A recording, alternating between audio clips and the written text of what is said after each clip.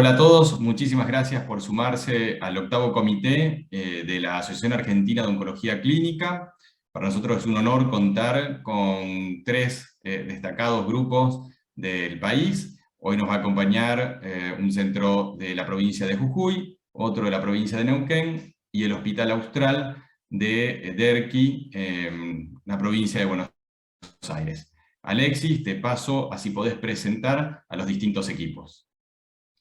Bueno, muchas gracias Mario, buenas tardes a todos. Gracias por estar una vez más en estos comités interinstitucionales federales de la Asociación Argentina de Oncología Clínica. En esta oportunidad el comité se basará en patología torácica, presentarán un caso clínico el centro de la Fundación Ars Médica de la provincia de Jujuy, a cargo y coordinando la presentación del mismo el doctor Salvatierra. Doctor, si quiere presentar a su equipo. Bueno, hola a todos, muchísimas gracias por la invitación. Realmente un verdadero gusto estar compartiendo estos casos con ustedes.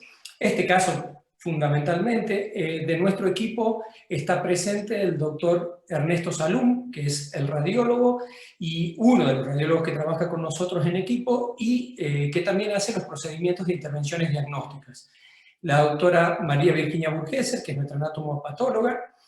Está también presente parte de nuestro equipo de oncólogos, la doctora Constanza Pérez de la Puente, la doctora Laura Ferreira, y bueno, estamos a la espera de nuestro cirujano de tórax y de nuestro cirujano general que habían quedado también en compartir esta reunión. Bueno, muchas gracias doctor. Después del segundo caso estará la presentación a cargo del doctor Piazzoni de Neuquén, de Leven Salud. Doctor, si quiere presentar también a su equipo. Hola, muy buenas tardes. Gracias a la Asociación Argentina de Oncología por la invitación. Nosotros somos del Centro Oncológico Integral de la Patagonia, COI Patagonia. En este momento estamos con la doctora Silvia Hansen, radioterapeuta. Están conectándose en breve el cirujano de tórax José Sustersic y los imagenólogos Elira Lombán y Yamil Sawaj. Somos todos partes del Comité de Tumores de Tórax, que lo llevamos adelante hace ya más de 10 años en la institución todos los lunes.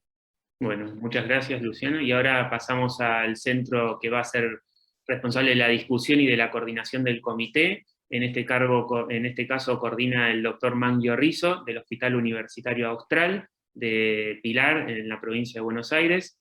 Manglio, si querés presentar a tu equipo también, y después pasamos a la presentación del primer caso. Excelente, gracias Alexis por la invitación a participar de este comité.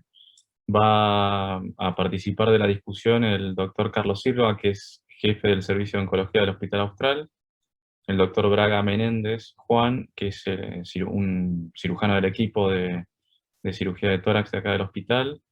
Después del equipo de imágenes está Cecilia Ferrario, Javier Martínez y Manuel Conde, que los tres hacen específicamente patología torácica. Va a estar también Máximo Barros, que es el radioterapeuta, y Nicolás Alberini como neumonólogo, Mariana Rodríguez como patóloga, que es parte del equipo que participamos de este tipo de discusiones habitualmente. Y no sé si me olvidé alguno que se haya podido sumar también y que no lo haya mencionado, le pido disculpas. Bueno, después será nombrado cualquier cosa. Bueno, pasamos entonces a la presentación del primer caso, del doctor Salvatierra. Bueno, vuelvo a agradecer realmente por la posibilidad de presentar este caso, que es cuando Alexis nos comentó de la posibilidad de presentar un caso de este tipo, decidimos elegir este porque realmente representa todas las dificultades que uno va teniendo en la práctica habitual con respecto a este grupo de pacientes. Este es un paciente de 64 años de edad, un exfumador severo, si bien dejó hace más de 10 años, realmente fumaba mucho, con un hermano fallecido por cáncer de pulmón y una hermana con un diagnóstico reciente de cáncer de mama avanzado. Hace la consulta en neumonología por tos seca de 3 meses de evolución como única manifestación clínica. Directamente se hace después de una radiografía, pero arriban rápidamente una tomografía donde se ve esta gran imagen en el lóbulo superior derecho. No sé, Ernesto, si querés comentarnos algo de la imagen. Bueno, se reconoce una voluminosa lesión cavitada con paredes gruesas e irregulares en el lóbulo superior derecho y se observan signos de enfisema centrolobulillar y paraseptal en ese corte. Bien. Directamente se planifica hacer una punción biopsia que se realiza al otro día de la primera tomografía que se hizo el paciente, bueno, no sé si quieres comentar algo más acá, yo creo que es más de lo mismo. No, sigamos. Daño pulmonar, digamos. Bien. Y la biopsia por punción, el informe del 16 de mayo del año 2018 es tejido fibrovascular laxo con cúmulos de histiocitos espumosos y focos de necrosis, hallazgos estos inespecíficos y que podrían tener relación a un proceso infeccioso pulmonar en evolución. No sé, Virginia, doctora Burgesser, si quiere comentar algo de esto. Buenas tardes. Sí, en realidad, por supuesto que después el diagnóstico fue de un carcinoma, por lo tanto, la biopsia creo que estuvo corta, que eso nos pasa a veces cuando tenemos masas pulmonares y digamos, no hay posibilidad en este caso se tomaron 2 muestras, no hay posibilidad de tomar más de 1 o 2, ya sea por la técnica o por las condiciones del paciente, entonces quedó un diagnóstico que no era representativa la biopsia y probablemente se podría haber repetido. Bueno, como les iba comentando, estos son casos que ya nos llega a nuestro centro, ya con la cirugía hecha, independientemente de que se hizo la biopsia y no dio un diagnóstico definitivo. Uno, por supuesto, haciendo el análisis retrospectivo, piensa en qué otras opciones se hubieran tomado, no la cirugía propiamente dicha, pero en este caso se hizo la lobectomía superior derecha, que se hizo el 27 de junio de 2018. El resultado fue un carcinoma epidermoide moderadamente a poco diferenciado, sin compromiso de margen de resección ni de pleura visceral y sin metástasis en 7 ganglios regionales, 3 ciliares, 4 mediastinales, con un tamaño tumoral de más de 7 centímetros. En este momento es cuando lo conocemos en el centro y le pedimos una tomografía por emisión de positrones y hacemos este PET que se hace el 8 de agosto, en donde se objetiva actividad metabólica en múltiples ganglios mediastinales bilaterales y en ilios, y un nódulo pulmonar hipermetabólico en un segmento ápico posterior del lóbulo superior izquierdo. Le medimos PDL1 en ese momento, era del 50%. Acá vemos las imágenes del PET de agosto del 2018, que se ven estos ganglios hipercaptantes, se ve el nódulo en el lóbulo superior con menos captación de SUV. Pero bueno, en ese momento definimos empezar tratamiento con pembrolizumab 200 miligramos cada 21 días, que hace desde octubre del 18 hasta abril del 21. La realidad es que la idea era que haga la dosis cada 21 días, nunca pudo hacer ese tratamiento cada 21 días, fundamentalmente por problemas con la administración de la medicación por parte de la obra social. Es decir, el paciente tenía demoras en todos los ciclos para cumplir con esa intensidad. También tuvo en algún momento una internación sospechando una neumonitis que al final se descartó y no fue una neumonitis, sino que se trató como una neumonía, evolucionó muy bien y no tuvo más inconvenientes, es decir, que tuvo una buena tolerancia. Se hicieron tomografías periódicas en donde no se evidenciaba progresión, pero también hay que aclarar que, bueno, no podíamos o no teníamos la posibilidad de pedirle una nueva tomografía por emisión de positrones, que recién se la podemos hacer en mayo de este año. Es decir, el paciente estuvo en tratamiento hasta abril, en mayo de este año le podemos hacer un PET scan en donde se ven los ganglios mediastinales de distribución simétrica con aumento de captación de fluorodesoxiglucosa, pero sin otras imágenes.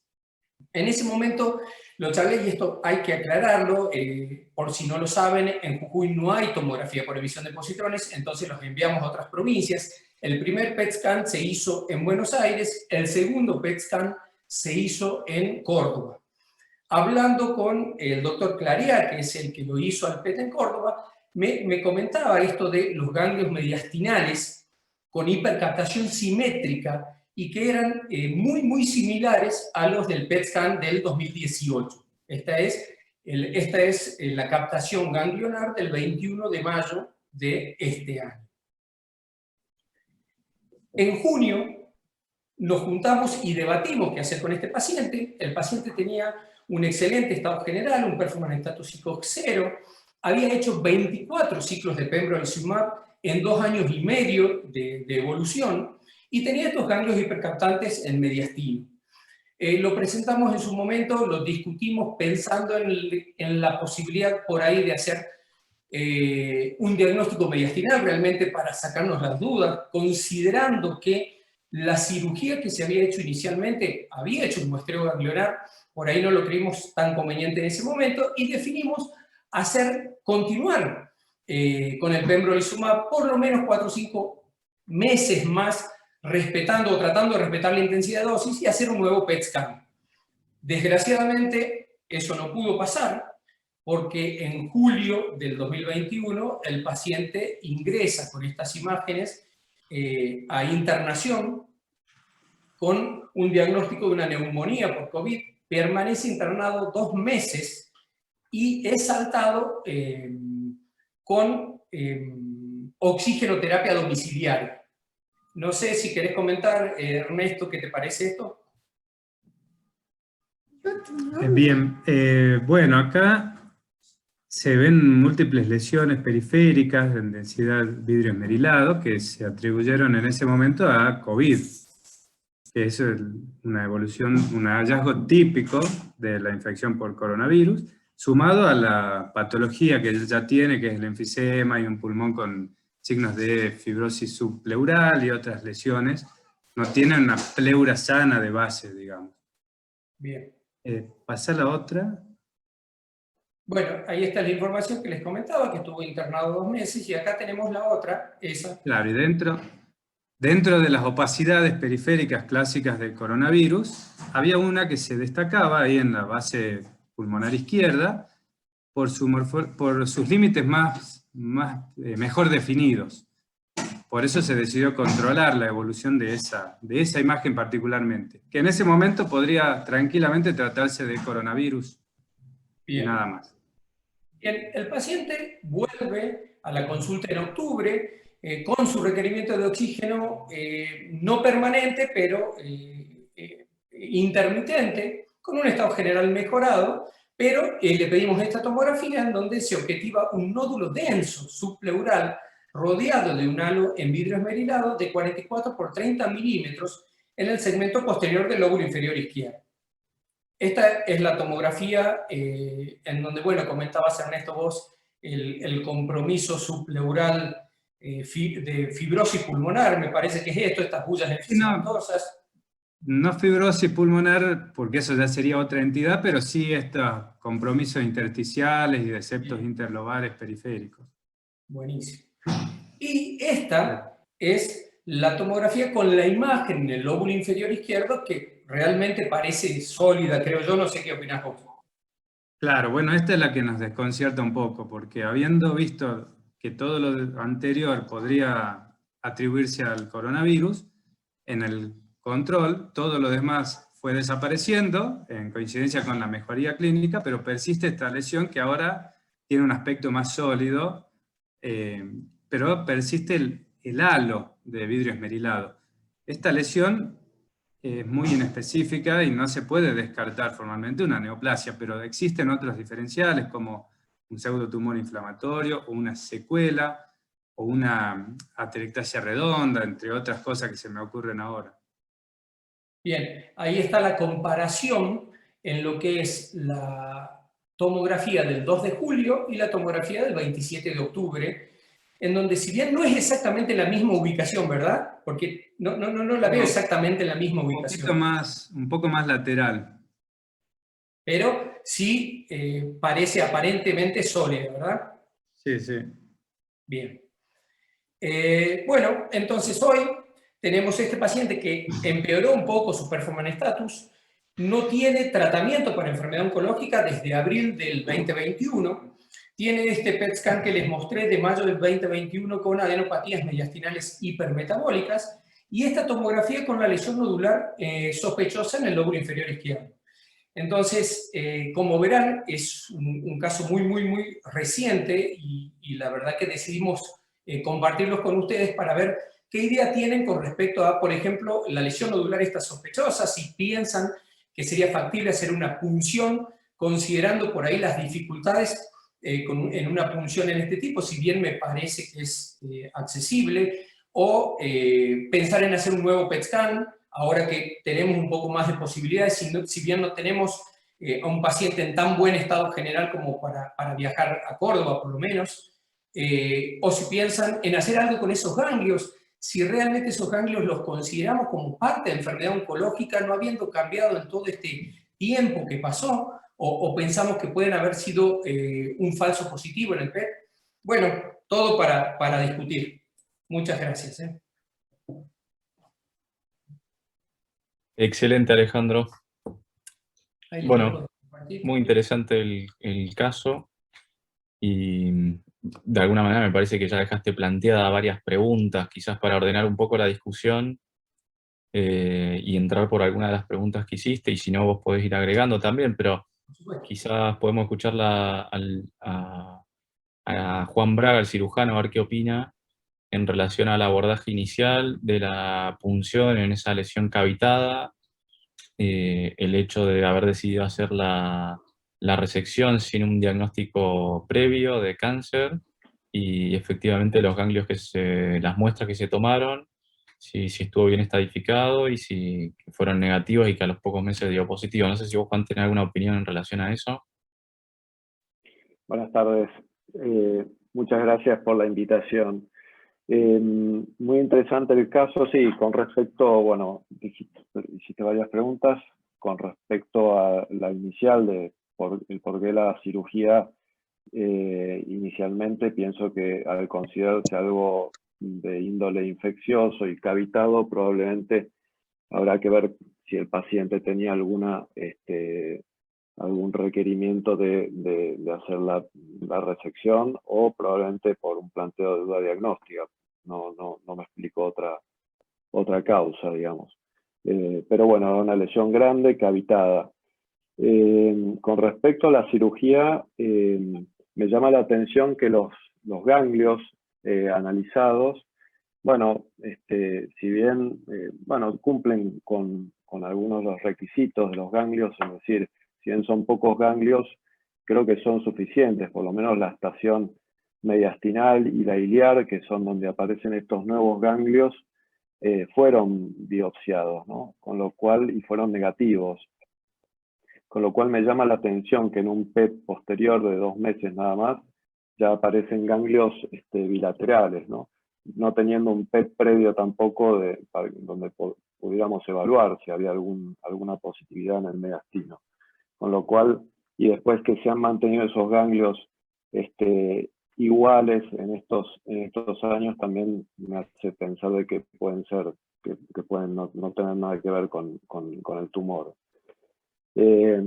Con respecto al nódulo que actualmente tenemos en discusión del lóbulo inferior, me gustaría ver un poco la opinión de los imagenólogos, si esto es posible que sea realmente una telectasia redonda o no, o alguna secuela del COVID, pero sin duda que es un nódulo totalmente punzable como primera opción. Creo que esa sería una estrategia diagnóstica adecuada, porque es un nódulo que está periférico y es accesible a una punción con la posibilidad de obtener buena muestra.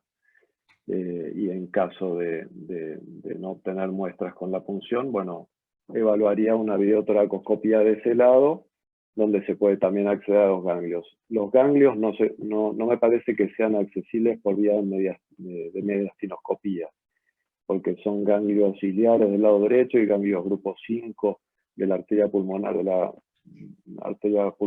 lado izquierdo, con lo cual no creo que se pueda tener acceso a esas dos estaciones por por mediastinoscopía. Así que creo que empezaría con una punción. Esa es un poco mi opinión. Excelente. Ceci, de imágenes, ¿algún comentario? O Javier, no sé si estás ahí. No, a mí me llamaba la atención, sí, la verdad que es una lesión que parece sólida. Hemos visto secuelar de COVID, o cuando tienen tanto daño, a veces lesiones nodulares que vistas en ventana mediastinal, para ver las partes blandas, por ahí tienen más un contenido líquido, hay que ver bien cómo es ese contenido, y en los siguientes controles terminan habiendo en su lugar un neumatocele. Hemos visto casos así de lesiones bastante redondas, bastante nodulares. Pero la verdad que sí, la verdad que sea una secuela como pensando otros diagnósticos que no sean neoplasia, una secuela del mismo daño por el COVID. Por ahí para telectasia redonda, por ahí suelen tener un poquito más de tracción broncovascular, pero bueno, también al tener daño pleural podría llegar a ser. Pero bueno, la verdad que es una imagen bastante sospechosa. ¿Y estarían de acuerdo con una punción biopsia? ¿Les parece algo accesible? Sí, es bien subpleural, es accesible. A mí apoyando lo que dice Manu, la realidad es que la lesión apareció en corto tiempo, en el intervalo que tenemos de seguimiento de tomografías, y sería raro pensar que esto es compromiso de su enfermedad de base, ya que tenemos ganglios estables durante tanto tiempo, ¿no? Quizás me inclinaría como primer diagnóstico diferencial a pensar una secuela de COVID, una enfermedad granulomatosa, pero es muy importante, como dijo Manu, quizás evaluarlo en la ventana de partes blandas para ver realmente si esto es un nódulo sólido o puede tener densidad líquida. Excelente. Y supongamos que hacemos la punción, me parece que estamos todos bastante de acuerdo y considerando la situación del paciente, parece el procedimiento como menos agresivo para llegar a un diagnóstico. Supongamos que da negativa la punción. ¿Te quedarías tranquila y harías un control? ¿Podría ser tu sugerencia o...? Y lo que pasa es que en este contexto, este paciente ya tuvo una punción negativa con un resultado positivo, así que no sé si tranquila, quizás el doctor Braga sugirió, y estaría muy bien, no sé las posibilidades, pero repetirle un PET y valorar cómo está la captación de estas adenopatías, que efectivamente persistan estables, si esta lesión tiene una captación similar al de las adenopatías. Se me ocurre como diagnóstico diferencial también sarcoidosis. Me hace mucho ruido esto de que las adenopatías sean tan hipercaptantes y estén estables en el tiempo, si las interpretamos como compromiso de la enfermedad de base, ¿no? Okay. Sí, eso te quería preguntar pensando en la posibilidad de una sarcoidosis y preguntarle a Nicolás, que también está por ahí, a ver qué opinión tiene. Si quizás se puede hacer una broncoscopía o... No sé, ¿Qué tal? Buenas tardes. Sí, digamos, la verdad es que me parece que ha pasado mucho tiempo desde que inició el cuadro a la fecha. Nos quedan como activos los ganglios ciliares bilaterales y esta nueva lesión. El paciente ha hecho tratamiento por 24 ciclos y me parece que, digamos, la sospecha de que los ganglios sean neoplásicos siempre estuvo un poco bajo el manto. Desde el punto de vista neumonológico, creo que sí, la punción de la lesión periférica es factible. Tal vez la primera punción dio negativa porque tenía mucha necrosis central y podía tener algún grado de sobreinfección esa lesión. Pero digamos, la sensibilidad de la punción para este tipo de lesiones en líneas generales es muy alta, superior al 90%. O sea que si esa lesión es tumoral, debería ser diagnóstica. O sea que vos te quedarías relativamente tranquilo si da negativa. Sí, por lo menos pienso que... Para controlar. Claro, para controlar. Y se toma una buena muestra, desde el punto de vista, ¿no?, de las... Exacto. Desde el punto de vista de las adenopatías, de los ganglios hipercaptantes, sobre todo la iliar derecha podría ser en teoría accesible a EBUS, siempre teniendo en cuenta que, bueno, una cosa es lo que está descrito en la literatura de lo que es la sensibilidad y la especificidad del EBUS, y otra cosa es lo que por ahí tenemos en nuestro medio actualmente, donde, bueno, digamos, es una práctica que está en desarrollo, todavía el volumen en Argentina es bajo y todavía nos cuesta llegar a los números de sensibilidad y especificidad que se logran por ahí en series internacionales. Siempre también teniendo en cuenta que incluso a nivel internacional el rango de sensibilidad especial es bastante amplio, ¿no? Excelente. Y vamos a ser breves, pero supongamos que da positivo. Breves porque tenemos que ir terminando, pero supongamos que da positivo como para dejar. No sé si ahí, Mako, vos querés dar alguna opinión en relación a, ¿te animarías si con un PET, supongamos que solo capta eso, se biopsia y es positivo, en un paciente que está con un funcional respiratorio que se podrá evaluar, pero por lo que contabas, usa oxígeno intermitente? ¿La radioterapia tendría algún rol ahí si tuviesen acceso a hacer algo localizado? La verdad es que es una situación que se nos presenta con más frecuencia, ¿no? Últimamente, y que es esto de la progresión más en contexto de los pacientes con inmunoterapia. Idealmente tener la biopsia para confirmar siendo la lesión única, entendiendo que lo mediastinal está en duda por todo lo que han comentado hasta ahora, ¿sí? Pero, digamos, creería que es una buena estrategia, entendiendo esto como una oligoprogresión, intentar hacer un tratamiento ablativo sobre esa masa pulmonar. Digo ablativo y más orientándonos a una SBRT en la medida de cuidar un poco su funcional respiratorio, ¿no? Ya tiene una lobectomía contralateral, tiene algunas secuelas de su enfermedad respiratoria, así que, digamos, esa sería una alternativa más que se nos presenta, digamos, que podríamos ofrecerle al paciente. Creo que sí es factible. Excelente, sí, es interesante, es un tema de discusión, ¿no? La oligoprogresión, la oligometástasis, sí.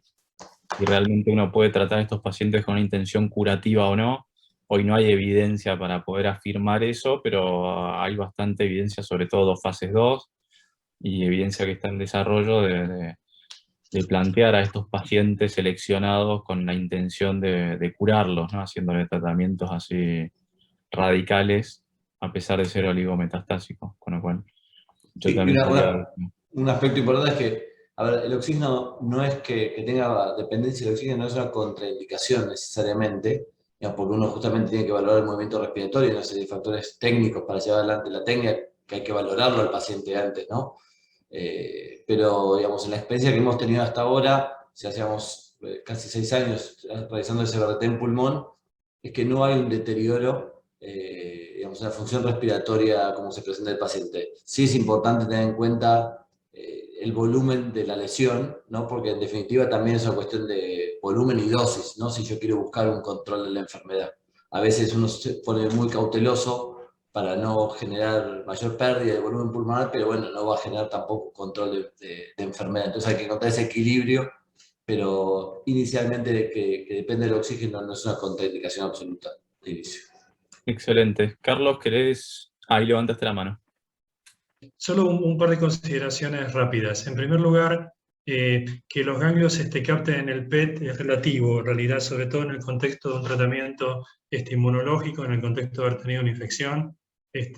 La verdad que recuerden que la evaluación de respuesta no se hace a través de criterios PERSIST, porque los criterios PERSIST no han sido validados, sino que la respuesta se mide por criterios RESIST, y eso significa medir el diámetro, en el caso de los ganglios.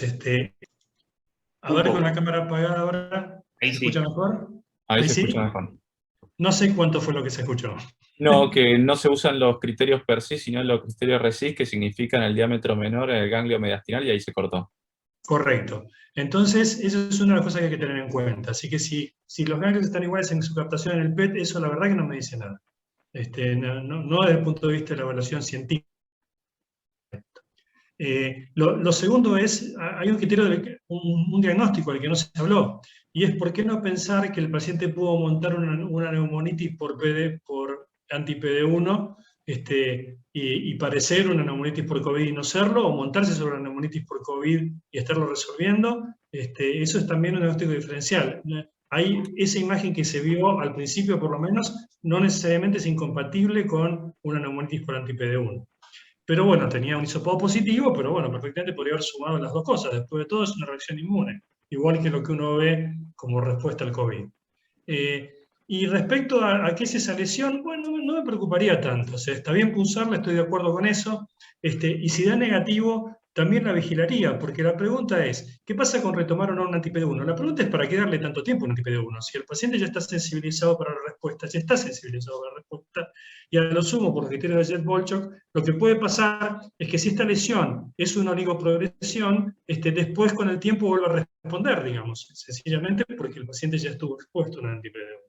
Entonces, la verdad que le haría la punción, vería el diagnóstico histológico, y si es una oligoprogresión, la trataría como tal, es decir, trataría de resolverla radiante, quirúrgico o nada si el paciente no está en condiciones, y sencillamente seguirlo y ver cómo evoluciona, porque no sería extraño ver que de repente una lesión que aparece nueva al principio, después se resuelve. Excelente. José levantó la mano. Bueno, también cirujano torácico de Río Negro y Neuquén. Coincido con las dificultades para un acceso mediastinal. Igual a la derecha uno llega hasta el bronquio fuente derecho, pero este es un paciente que ya fue operado, va a estar todo pegado, así que creo que desde el punto de vista quirúrgico, videomediastinoscopía, no tenemos demasiadas cosas para ofrecer. Desde el punto de vista de videomediastinoscopía, es un paciente que funcionalmente está complicado, hacer una intubación selectiva y que lo soporte también es complejo. Coincido que si esto es positivo, cosa que quizás no lo sea, ¿no? Me parece que no, lo del nódulo, porque está mucho más corrido con respecto, mucho más lateralizado a cómo empezó, ¿no? Es raro que evolucione así. Creo que una punción con una aguja gruesa es muy fácil de hacer y de alto rédito. Creo que la única forma de evaluar ese mediastino que tenemos es por EBUS, ¿no? Por más que tengamos poco. Pero el paciente es de Jujuy, igual que a veces nos pasa acá. Conseguir que en el británico, en el Posada le hagan un EBUS es complejo. Y la evolución clínica del paciente es extraña para pensar que es una enfermedad mediastinal. Coincido también que en general tratamos de sacar bastante más ganglios para estar más tranquilos, ¿no? Más que evaluar antes de la cirugía, ¿no? Pero bueno, coincido plenamente con lo que están conversando y muchas gracias. Excelente. Bueno, vamos a tener que cerrar este caso entonces y pasamos al segundo caso. Bueno, nuevamente buenas tardes. Además del equipo de José Sutarcic, cirujano de tórax, y Alejandra y Silvia Hansen, radioterapeuta, se sumaron 2 oncólogos clínicos que son parte del comité, el doctor Gerkovich y el doctor Peñalosa también. En este caso es un paciente que conocemos en septiembre de 2020, tiene 72 años, hipertenso, panvascular, arteriopatía periférica, de hecho tiene un stent ilíaco femoral, tiene antecedentes familiares de cáncer de mama y hermana con cáncer de mama menores de 50 años, y es un tabaquista, o era un tabaquista severo de 50 paquier, por tos y pérdida de peso y algunas alteraciones neurológicas como mareo y pérdida de fuerza en miembros inferiores y cierta inestabilidad en la marcha. Consulta en la institución. Por esa alteración de la marcha se pide una resonancia de cerebro que se la realiza en la institución con una imagen predominantemente quística, sólido-quística, con un realce periférico también importante, y importante sobre todo edema vasogénico perilesional. Con eso también se solicita una tomografía de tórax, donde se ve una imagen, una masa pulmonar en el lóbulo superior derecho de 7 centímetros con adenopatías mediastinales bilaterales, y además una pequeña imagen subsólida en el lóbulo inferior izquierdo, probablemente relacionado también a la lesión primaria. Se hace en la institución la biopsia por punción guiada por TC, y el diagnóstico anatomopatológico fue un carcinoma escamoso con inmunohistoquímica positiva para P63, TTF negativo. Se envía material para hacer el PDL1 por la plataforma de DACO 22C3 y da un TPS, un Tumor Proportion Score de 70%. Ante esta situación estamos ante un paciente con un cáncer de pulmón, no células pequeñas, escamoso, con PDL1 más del 50% y con una metástasis única, al menos visible por imágenes, cerebral sintomática. En este momento se planteó un comité de tumores y discutimos varias alternativas, sobre todo el tratamiento de la lesión cerebral sintomática, y después las posibilidades de discusión de tratamiento sistémico, si hacíamos en él inmunomonoterapia, quimioinmunoterapia, inmuno-inmuno, versus algún testeo que quedaba ahí en la discusión debido a que estas características imagenológicas de lesiones quísticas sí las habíamos visto previamente en tumores en adenocarcinomas principalmente, en otro tipo de pacientes, sobre todo los que tienen mutaciones de ALK, pacientes jóvenes no fumadores, pero no así en típicos en tumores escamosos. Este caso tiene ciertas similitudes con el caso del doctor de Jujuy. Después teníamos en ese contexto, fue el año pasado, teníamos en la época de COVID la posibilidad de hacer la asistencia para pacientes COVID y hacer sin costo testeos por biopsia líquida. No es lo habitual que nosotros lo hagamos en tumores escamosos, pero en este caso, vuelvo a repetir, por esas características de la presentación, sobre todo el sistema nervioso central, y por la posibilidad de acceso y en forma gratuita se testeó, pero no tuvo suficiente DNA la muestra para testear algún tipo de mutación periférica en sangre. Entonces se indicó y se inició la radiocirugía cerebral de la lesión única. Silvia Hansen fue quien dirigió el procedimiento con 5 fracciones de 700 centigrade cada una, llegando a 3500 centigrade, con excelente tolerancia. En su momento, después de la radiocirugía y con la enfermedad del sistema nervioso central controlada, planteamos el esquema de Keynote 024 para pacientes con PDL1 mayores del 50%, también están los datos del IMpower 110, versus el Keynote 407 para pacientes exclusivamente escamosos con quimioinmuno versus quimio placebo. Esa fue la discusión inicial del equipo del comité. También estaban los datos también del CheckMate 227 y 9LA, ambos también incluían patología escamosa y también incluían pacientes con PDL1 bajo o alto, y decidimos finalmente por hacer el esquema de Kinos 407 de Pasares de 2018 con pembrolizumab, carbopacli. Empezó rápidamente después de la radiocirugía, al mes aproximadamente, en octubre. Hizo 3 ciclos, en diciembre con buena tolerancia el tercer ciclo, y ingresa con síntomas por la guardia después del tercer ciclo, síndrome, astenia, decaimiento de 48 horas de evolución, el paciente estaba con un síndrome urémico, hiperpotasémico, una insuficiencia renal aguda, lo cual lleva a que el paciente se interne y necesidad de, obviamente, de diálisis y corticoterapias inmediatamente. Este fue la segunda discusión que tuvo el comité, las reacciones de insuficiencia renal o las nefritis inmunomediadas o con posibilidad de ser inmunomediada. Buscamos en el trabajo de Pasares cuál era la frecuencia en ese momento de las nefritis. Vemos como en los grupos tanto de grado 3, grado 4, en los que utilizaron pembrolizumab como combinación, como la de placebo, son prácticamente iguales, o sea, está descritas, pero son bajas las nefritis inmunomediadas, o el índice, o la posibilidad de nefritis inmunomediadas. Nosotros no habíamos visto ninguna todavía hasta el momento. Entonces el paciente, después de corticoterapia y 15 días de internación, 4 o 5 sesiones de diálisis, recupera realmente función renal, se externa, evoluciona favorablemente, clínicamente mejora, se va de la internación con una creatina de 2 y pico, pero fue mejorando con el tiempo.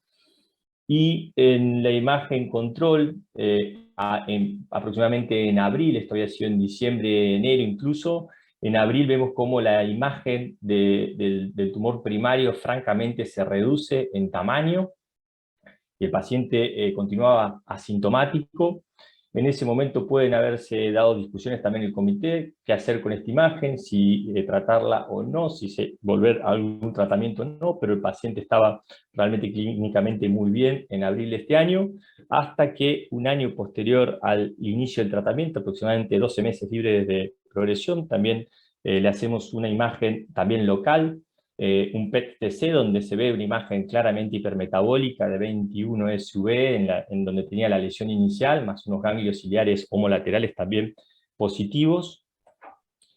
seguía con el sistema nervioso central realmente controlado, asintomático y por imágenes sin evidencia de ninguna lesión. Ahí vemos digamos, la imagen residual post-radiocirugía. Entonces la tercera discusión fue qué hacer con esa imagen, un poco como le pasó a Alejandro Salvatierra, lo que pasa con él. Nosotros teníamos ese PET hipermetabólico en la misma lesión. Esto podría ser más una recurrencia o oligorrecurrencia más que oligoprogresión, también puede llamársela de distintos términos, eso es discutido, como habló Manglio en su momento, son todos digamos, fase 2 de discusión de esto no establecido, pero la discusión en ese momento en el comité si hacíamos algún tratamiento local, algo sistémico, las líneas subsiguientes. En este momento se planteó de nuevo que es hacer un paciente fumador, añoso, con escamoso, que no es lo frecuente, pero plantear en hacer algún testeo, siempre basándonos en el origen inicial de esa metástasis quística, quizás algún compromiso adenoescamoso. Entonces se planteó también la posibilidad de secuenciar, pero lo presenté en un comité, en un grupo de WhatsApp donde participan gran parte de los oncólogos que están acá, y se habló de esta posible oligorrecurrencia, por lo que instauramos un tratamiento local, un poco la discusión previa de lo que se estuvo hablando con el caso de Alejandro. Entonces, básicamente en esta línea del tiempo, estos síntomas presentados prácticamente en agosto, la biopsia en septiembre. Quiero aclarar que siempre es todo en la misma institución, tanto la biopsia, la radiocirugía, el PET, la resonancia, y el equipo siempre es dentro del centro oncológico de COI. Hizo la radiocirugía, en octubre la primera línea con 3 ciclos, rápidamente la toxicidad a las 11 semanas, que es lo descripto, un tiempo libre de progresión de alrededor de 12 meses, y esa oligorrecurrencia, que en este momento junto con la radioterapeuta está en plan, ya está planificado, está a punto de comenzar el tratamiento. Y la presentación de este caso es básicamente, uno, por esa presentación de esa metástasis quística atípica cerebral, uno, esa primera línea de elección en pacientes con PDL1 más del 50%, si elegir monoinmuno, quimioinmuno, esa es una discusión importante también hoy, que algunos avistajes de algunas cuestiones son posibles de decidir ya con los trabajos hasta el momento. Algo importante era para presentar esto de la insuficiencia renal inmunomediada, cómo recuperó ad integrum la función renal del paciente, y sobre todo con esta oligorrecurrencia después del tratamiento. Básicamente para todos la pregunta es qué hacer en el futuro si vuelve a aparecer la enfermedad, ¿qué les parece? Gracias. Gracias, Luciano, excelente. Muy buena la presentación, y me parece que están claras los planteos y lo que más o menos, bueno, nos vamos preguntando todo a medida que ibas avanzando, me parece. Tratando de respetar el orden de preguntas o de planteos que hiciste, Cecilia o alguien de imágenes, si tiene algún comentario en relación a la metástasis y el primario, y la metástasis, el hecho de que sea cavitada o quística, no sé si pueden hacer algún comentario en relación a esto. Sí, en mi opinión, muy acertado la decisión al encontrar una lesión quística cerebral intraaxial con edema vasogénico, pedir una tomografía de estadificación de tórax y abdomen, porque la realidad es que uno de los diagnósticos diferenciales es que se trate de una metástasis quística. Si bien otros diagnósticos deben ser tenidos en cuenta, como absceso cerebral, infecciones más que nada fúngicas, o un primario del sistema nervioso central, ante el hallazgo de una masa pulmonar, uno trata de ser unicista, y el primer diagnóstico que uno sostiene es el que esto es una metástasis quística. Nosotros hemos visto en el hospital casos de pacientes con carcinoma escamoso que hacen metástasis quística cerebral. Manu, no sé si quieres agregar algo. Sí, la verdad que no es muy frecuente ver una lesión así quística, pero la verdad que hemos visto, generalmente por ahí son más cavitadas, las paredes no son tan finas, incluso hasta uno podría confundirlo con un absceso o una típica lesión con refuerzo en anillo, como se pueden ver. La verdad que no es una imagen muy típica, pero hemos visto algunos, así como lesiones quísticas. Excelente. Y en relación a eso que planteabas también de ampliar el panel molecular, coincido con la duda que vos planteás, sobre todo si fuese otro escenario clínico, como vos mencionaste también. Quizás también tener en cuenta cuando el diagnóstico se hace a partir de una biopsia por punción, pensando en lo que vos decías, en la posibilidad de tumores mixtos, adenoescamoso.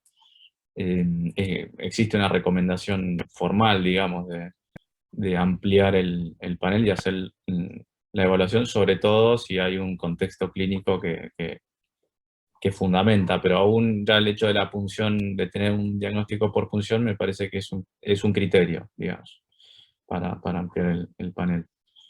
Y en relación al tratamiento que planteabas, si inmuno o inmuno con quimio o inmuno solo, me parece que la combinación de anti-CTLA4 y anti-PDL1 en pacientes con PDL1 mayor al 50% no mostró ningún beneficio, o sea que esa opción no la tendría en cuenta. Si es quimio inmuno o inmuno sola, como vos decís, es un tema que no está dicha la última palabra. Quizás el subgrupo de pacientes con metástasis en sistema nervioso central es un subgrupo de pacientes en el que la evidencia parece favorecer, o sea, con todos los condicionales, ¿no? Parecería favorecer a la combinación de quimio con inmuno. Sobre todo, o sea, si nos planteamos en este subtipo específico de paciente, que son los pacientes con carcinoma escamoso, que no están representados en muchos de los estudios que habitualmente analizamos, entonces quizás el 407 es el estudio que sí utiliza específicamente esta población y se ve que la combinación va mejor. En el estudio del 9LA o el 227, eventualmente también se ve que, si bien son un 30% aproximadamente de pacientes escamosos, agarrados en grupo, los pacientes con metástasis cerebrales, que los escamosos no son los más frecuentes, o sea que probablemente sean menos del 30%, la combinación de inmuno con quimio, en el caso del 9LA, parece favorecer aún más a los pacientes, ¿no? Si uno ve los análisis de subgrupo y ve al subgrupo que tiene metástasis cerebral y no metástasis cerebral, el hazard de los pacientes que tienen metástasis cerebral es más chico, parecería beneficiar más al subgrupo de pacientes con metástasis cerebral, o sea que para mí es una buena opción y bueno, hay que ver la situación, ¿no? Pero probablemente hubiese, sí, a mí me parece bien. No sé, Carlos, si estás por ahí, si vos tenés alguna opinión así particular en relación a eso. Y hay una cosa, no voy a hacer ningún comentario sobre lo que vos ya dijiste, porque está fantástico, estoy 100% de acuerdo con eso, sino una consideración con lo que uno podría hacer hacia adelante. Y para eso voy a recurrir a la historia, porque la suerte de todo esto es que yo soy el más viejo de todos los que están acá, o sea que eso me permite recurrir a la historia y preguntarme qué hacíamos nosotros cuando teníamos un paciente con un primario pulmonar y una lesión cerebral única. Le operábamos las dos. Y hay un porcentaje de esos pacientes que se curan. Entonces, en realidad, consideraría seriamente con enfermedad cerebral controlada, que además tiene la ventaja de que además de la radiocirugía, recibió pembrolizumab, con lo cual uno no puede descartar un efecto abscopal beneficioso para este paciente. Y con respecto a las consideraciones de los pacientes que tienen metástasis cerebrales, si funciona mejor el tratamiento, no nos olvidemos que habría que preguntarse qué tipo de metástasis cerebrales. Una cosa es tener una sola metástasis cerebral, otra cosa es tener un montón de metástasis cerebrales, otra cosa es tener leptomeningitis carcinomatosa, o sea, son todas situaciones diferentes y que nadie ha estratificado dentro de sus estudios, porque la verdad es que sería interesante. No creo que sea igual para todos. El número de pacientes no debe dar para estratificarlos y poder compararlos estadísticamente. Pero de cualquier manera, yo no desecharía las viejas mañas. O sea, la pregunta es, si la enfermedad cerebral está absolutamente controlada, ¿por qué no voy a ir a por el primario pulmonar? Si es lo que hubiera hecho en el pasado. Si ahora tengo encima, le aseguro de que El paciente hizo inmunoterapia y lo que sí hemos visto es que cuando uno hace una cirugía o radioterapia en la lesión, lo que uno quiera formalizar, con la radioterapia, y que Mako me corrija, con la radioterapia hasta puedo curar un cáncer de pulmón. Cuando no es extremadamente grande, sobre todo un carcinoma epidermoide. Con lo cual eso no, habría que tener en cuenta si uno no trataría el primario, y yo la verdad que apostaría a eso, porque además la propia remoción del tumor o la irradiación del tumor promueve muerte celular inmunogénica. Y si el paciente tiene su sistema inmune empoderado, digamos, por el tratamiento que recibió y produjo muerte celular inmunogénica, puedo producir más respuesta inmune por la liberación de neoantígenos. Así que es una cosa que yo tendría en cuenta, no la desecharía. Sí, excelente. Sí, muy buena observación. Quizá ahí nos vamos al final y ahí, Mako, después volvemos a la nefrotoxicidad. Pero la última pregunta que planteaba en relación a la radioterapia, ahí quizás Mako y Juan Braga pueden dar su opinión, o algún otro cirujano que esté, a ver qué opinan en relación a cada una de las dos opciones, y consolidar el tratamiento local, que como dijo Carlos, es una buena opción. Si lo harían con radioterapia o cirugía, no está encaminado para radioterapia, pero bueno, a ver. Sí. Igual yo estoy de acuerdo con Carlos. Creo que reestadificaría al paciente y lo haría con una mediastinoscopía para descartar el N2. Si el N2 es negativo, a lo sumo es un paciente que puede tener una lesión pulmonar con un N1, o sea, un estadio 2, con lo cual, si las condiciones, si el performance status del paciente da, la indicación, me parece, principal sería la cirugía, la lobectomía con resección completa. Y si el paciente por sus antecedentes no lo tolera, bueno, ahí quizás habría que considerar, me parece, la radioterapia. Primero, antes que nada, felicitarlo a todo el equipo de trabajo que lleva adelante esta paciente, porque bueno, el continuo de tratamiento marca la forma de trabajar, ¿no? No es solamente las drogas, sino el trabajo en equipo de todas las áreas que están participando, y ver que en Neuquén están trabajando de esta manera, como si estuvieran acá en Capital Federal, la verdad que me da mucho placer. Así que felicitaciones a todos. Y también, bueno, sin duda que la evidencia que tenemos para el manejo con tratamientos ablativos en la enfermedad metastásica viene de la experiencia quirúrgica, ¿no? O sea, que los pacientes operan ante una progresión o una recurrencia y hayan marcado buenos resultados, es un poco lo que me avala a mí, en este momento nos avala a nosotros para hacer tratamientos radicales. La realidad es que, sin entrar en discusión con la cirugía, que puede ser la primera opción, hoy acá queda a las claras que la radioterapia está teniendo un rol diferente, ¿no? En un paciente así, hace unos años atrás, creo que uno hubiese pensado en holocráneo y nada más, paliativo, y hoy están tratando a una paciente con respuesta prácticamente completa a la radiocirugía, y hoy Silvia está seguramente, elaborando un plan para hacer lo más radical posible ante la progresión que tiene local. Entonces, me parece un muy claro ejemplo de que hoy la radioterapia está teniendo un rol muy importante en las diferentes etapas de la enfermedad. Y muchas veces, creo que lo hemos discutido también nosotros en el comité, tenemos esos pacientes que son muy sensibles a la radioterapia, ¿no? Que de repente vemos que respondió muy bien, y por qué no pensar que esa radiosensibilidad también se puede dar en el primario y seguir controlándolo. La interacción con la inmunoterapia da efectos tanto durante el tratamiento, como contamos en el caso anterior, que pueden seguir respondiendo luego ante un estímulo tal vez radiante. Así que, si la opción de la cirugía no está, me parece que la radioterapia puede tener un rol muy importante en incluso aumentar la expectativa de vida, la sobrevida global de este paciente. Bien. Excelente. No sé si alguien quiere hacer algún otro comentario, si no en relación a la nefritis o a la insuficiencia renal, digamos. Sí, seguro lo más probable es que haya hecho una tulonefritis, pero sí, claro. Claro. ¿Sigue en diálisis? Eso no terminé de entender. No, hizo solamente 4 o 5, no recuerdo, pero no fueron más de 2 semanas y recuperó función renal rápidamente. Ok. Sí. Con corticoides, obvio. Sí, ahí, digamos, hay reportes, ¿no? Como ustedes habrán buscado.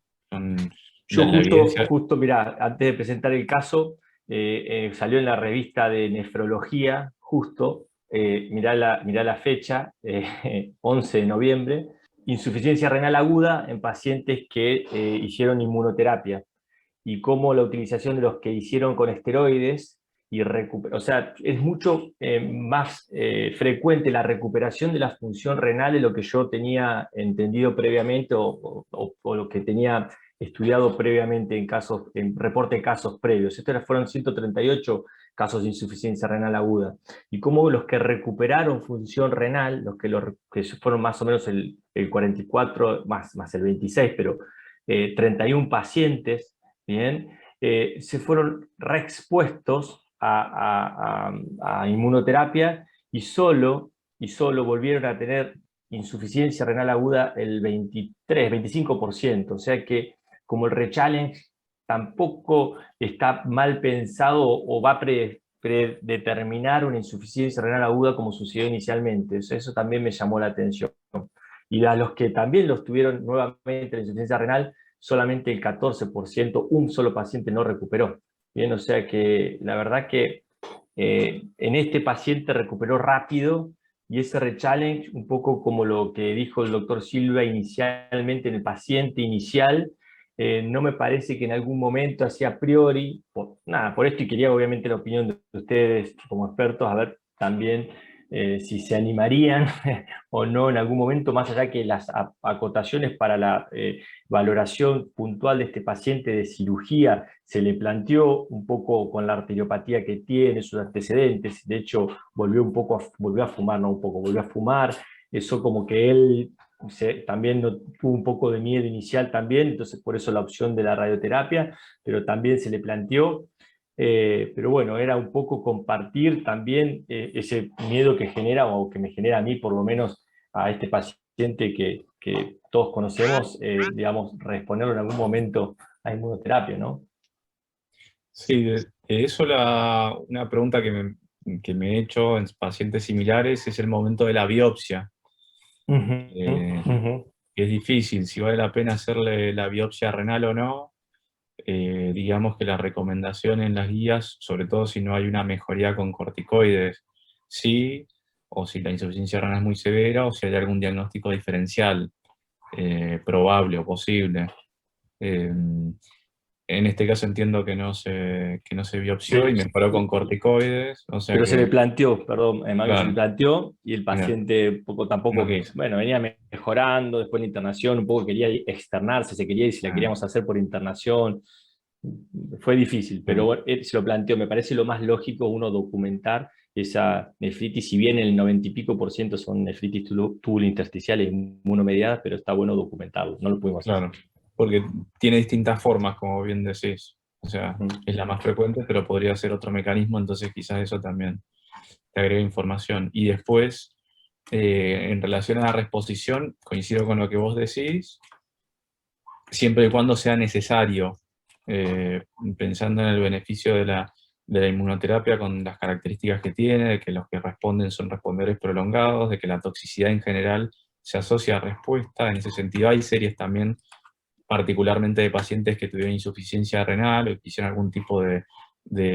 alteración renal por inmunoterapia, que en general se asocia también a respuesta, como otras toxicidades, con lo cual uno puede pensar que no será necesario reexponerlo, que lo que ya hizo la inmunoterapia ya lo hizo, y si en algún momento progresa y pasó un tiempo y no tiene otras opciones, o el beneficio de la quimioterapia es el que conocemos, pienso que sería válido, charlándolo con el paciente, la reexposición. Y me parece que alguien había levantado la mano. No sé si alguien quiere decir algo, si no yo te digo un comentario más, simplemente que al principio decías que tenía hermanas y no sé quién más con cáncer de mama menor de 50 años. Bueno, habrán hecho la consulta genética o se estarán ellas en seguimiento. La asociación hereditaria familiar del cáncer de pulmón no es lo más frecuente, es más bien infrecuente, pero teniendo esos dos antecedentes, bueno, tenerlo en la cabeza, ¿no? Ahí José y Carlos tienen... José, a ver. Seguramente lo charlamos el lunes en nuestro comité y el diálogo tanto con Silvia como con los oncólogos es muy, muy fluido. Por abajo estamos chateando alguna cosa, así que la comunicación es muy buena y eso ayuda mucho. La proximidad también y conocernos también. Si podemos convencerlo, creo que la cirugía, como hacíamos siempre, se operaba el cerebro como se operó de una forma u otra, y enfermedad controlada, cirugía, como se plantea en las oligometastásicas también, ¿no? Más con un mediastino aparentemente negativo, ¿no?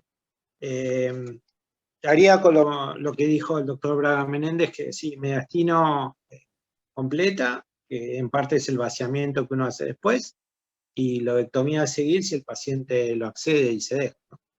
Lo que sería muy bueno para tener una anatomía patológica completa de la pieza y ver cómo respondió y qué es lo que tenemos y si hay alguna mutación en la masa, ¿no? Carlos. Dos comentarios muy, muy cortitos, porque ya estamos sobre la hora. Uno, sobre lo que acaba de decir, que habitualmente en la enfermedad oligometastásica uno la puede enfocar con cirugía, eso es cierto, pero donde mejor resulta es justamente en la oligometástasis cerebral, digamos. En la oligometástasis suprarrenal no es que los resultados sean malos, pero no son tan buenos como la oligometástasis cerebral. Y la otra cosa es con respecto a la prevalencia en esa familia, digamos. Si tiene un familiar de primera línea que tuvo cáncer de pulmón y fuma, su posibilidad de tener cáncer de pulmón es 1 en 4, un montón. O sea que más allá del estudio genético que uno pueda hacer, ya de por sí la observación de la epidemiología es esa. Si uno es hijo de un fumador que ha tenido cáncer de pulmón y fuma, tiene una chance en 4 de tener cáncer de pulmón. Excelente. Podemos dar por finalizado, Alexis, no sé si... Bueno, sí, Manglio, creo que ya se ha podido discutir lo suficiente los casos, así que bueno, muy interesante todo y gracias a todos por los aportes. Gracias a los tres centros, fueron 2 discusiones excelentes, buenísima el aporte que nos da para tratar a nuestros pacientes y el objetivo de la OC de poder llegar a las distintas instituciones de nuestro país y lograr esta interacción. Así que muchísimas gracias a Miguel, a Alejandro, también a Luciano y a sus equipos por haber aceptado la invitación y por haber logrado este comité. Muchísimas gracias. Saludos gracias a a vos, todos. Mario, por el esfuerzo y la invitación. Gracias a todos.